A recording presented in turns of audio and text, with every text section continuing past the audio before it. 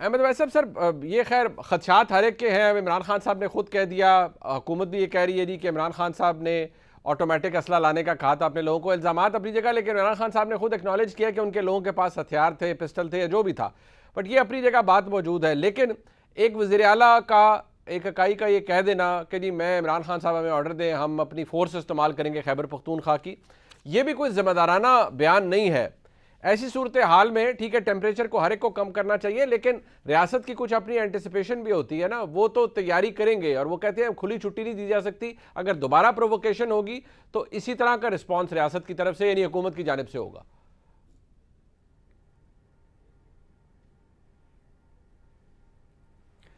دیکھیے بات آپ اصولی طور پہ بالکل ٹھیک کہہ رہے ہیں. بات یہ ہے کہ دیکھیے عمران خان کا جو 3.5 سال کا جو پیریڈ تھا, اس دوران میں مولانا فضل الرحمان نے کراچی سے اسلام آباد تک کی لانگ مارچ کی, وایا پنجاب وہ وہاں پر پہنچے. جی کتنے بڑے بڑے جو ہے وہ نون لیگ کے, آپ کی متحدہ ساری جو اپوزیشن ہے, ان کے جلسے ہوئے ہر جگہ پہ. کہیں پہ اس قسم کا تشدد کہیں دیکھنے پہ آیا؟ پوری اتنی لمبی لانگ مارچ میں کہیں پہ ان کو کوئی مار دھاڑ روکا گیا یا آنسو گیس یا اس قسم کی بات ہوئی؟ اس قسم کے جو اتنے ہزار کارٹریجز جو استعمال کیے گئے ہیں, جو اس کے شیل, اس کے ٹیئر گیس کے, اس اور وہ جس قسم کی وہ گیس تھی, وہ تو جو اینمی پراپرٹیز کے اندر استعمال ہوتے ہیں. بات یہ ہے کہ دیکھیے یہ آپ جب کوئی ایک ایکشن ہوگا نا, پھر اس کا ریئیکشن ہوگا. ضروری نہیں کہ ایکشن کا ریئیکشن جو ہے وہ برابر ہو. یہ بڑا انفارچونیٹ ہوگا کہ یہ سلسلہ اگر آگے بڑھتا چلا جائے گا تو یہ بڑی خطرناک صورتحال پیدا کرے گا, اور اس سے ہم بالکل جو ہے ایک ایسی انارکی کی طرف بڑھتے چلے جائیں گے. ایک طرف کانسٹیٹیوشن کرائسس پاکستان میں پیدا ہو چکی ہے, دوسری طرف مار دھاڑ, اور یہ سلسلہ جو ہے جیسے انہوں نے, کیونکہ یہاں پہ پنجاب میں آئے ہیں تو پنجاب میں جس قسم کا بچے, عورتیں, اور کیونکہ اب لوگ تو اپنے چھوٹے چھوٹے بچوں کو بھی ساتھ لے کر آئے ہوئے تھے, اس لیے وہاں کوئی جھگڑا لڑائی کے لیے تو نہیں آئے تھے. ٹھیک ہے, آپ یہ بھی تو آپ خود سوچئے کہ اگر کہیں انٹینشن ایسی ہوتی کہ جھگڑا لڑائی ہونا ہے اور ان کا پلان تھا کہ یہاں آ کے بڑا حملہ آور ہوں گے اور کوئی مقابلہ ہوگا, تو کوئی اپنی عورتوں کو لے کے, اپنے بچوں کو لے کے وہاں نہ آتا. اس کا مطلب ہے کہ ایسی کوئی چیز نہ پرسیو کی گئی تھی نہ سوچی گئی تھی. اب یہ صورتحال جہاں پیدا ہو جائے تو وہ بڑی ڈینجرس ہے, اور اس کا دونوں طرف سے اس کو احتیاط کرنے کی ضرورت ہے. بالکل ٹھیک ہے, دونوں طرف سے کرنے کی ضرورت ہے. پر چوہی منظور صاحب ایک امپورٹنٹ بات ہے سر, یہ ایک ڈیولپنگ سٹوری ہے, رادر ڈیولپ ہو چکی ہے. ذرا تھوڑا سا یہ بتائیے گا, یہ ایک آڈیو سامنے آئی, عمران خان صاحب نے اس حوالے سے کوئی بات نہیں کی. ملک ریاض حسین صاحب ملک کے جانے مانے شخصیت ہیں اور بہت بااثر شخصیت ہیں, سیاسی جماعتیں ہوں, پاکستان کی اسٹیبلشمنٹ ہو, ہر ایک کے ساتھ ان کے بہت اچھے تعلقات ہیں. ہر سیاسی قیادت کے ساتھ ان کے بڑے اچھے اور بڑے دیرینہ تعلق ہے ان کا. وہ ایک آڈیو ہے جس کے اندر وہ پیغام پہنچا رہے ہیں عمران خان صاحب کا آصف زرداری صاحب کو, اور رانا ثناء اللہ صاحب بھی کہہ چکے ہیں کہ یہ بات فیکچولی درست ہے جی, اور واقعی ملک صاحب کا جو رابطہ ہوا زرداری صاحب سے, اور زرداری صاحب کو منتیں کر رہے تھے عمران خان صاحب. آپ بھی اس کی تائید کریں گے, واقعی ایسی ڈیولپمنٹ ہو رہی تھی سر؟